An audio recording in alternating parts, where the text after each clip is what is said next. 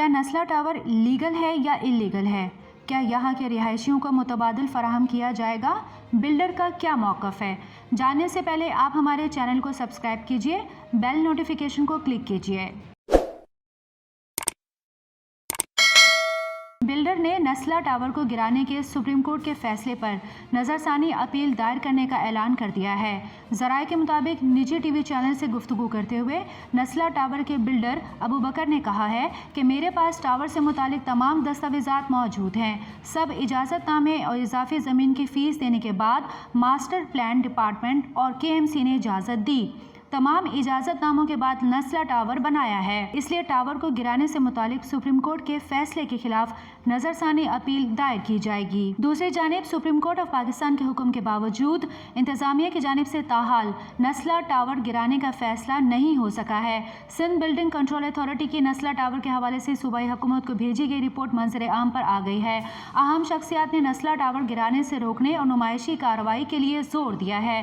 Media ذرائع کہتے ہیں کہ SBCA کی رپورٹ میں بتایا گیا ہے کہ 30 جولائی 2013 کو SBCA نے اس وقت 15 منزلہ بلڈنگ پلاننگ کی منظوری دی، جب DG SBCA منظور قادر عرف کاکا تھے۔ مختار کار فیروز آباد نے اضافی رقبہ پلاٹ میں شامل کرنے کی منظوری دی۔ نسلا ٹاور کا 780 گز کا پلاٹ سندھی مسلم سوسائٹی نے 1951 میں الاٹ کیا اور چیف کمشنر کراچی نے 1957 میں مذکورہ پلاٹ میں 264 گز اضافے کی منظوری دی۔ 1980 میں شارع فیصل کے دونوں طرف 20 فٹ کا رقبہ پلاٹس میں شامل کر دیا گیا۔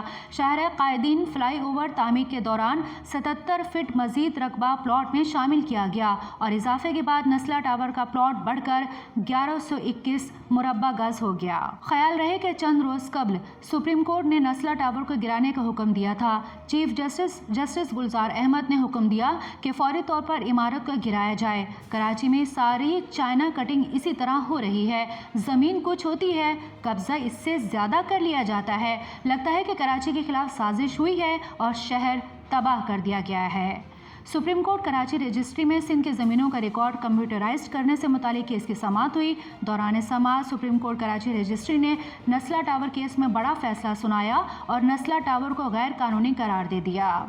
سپریم کورٹ نے حکم دیا کہ عمارت غیر قانونی ہے، گرائی جائے۔ اس موقع پر عدالت عظمیٰ نے بلڈر اور رہائشیوں کی جانب سے دائر تمام درخواستوں کو مسترد کر دیا تھا۔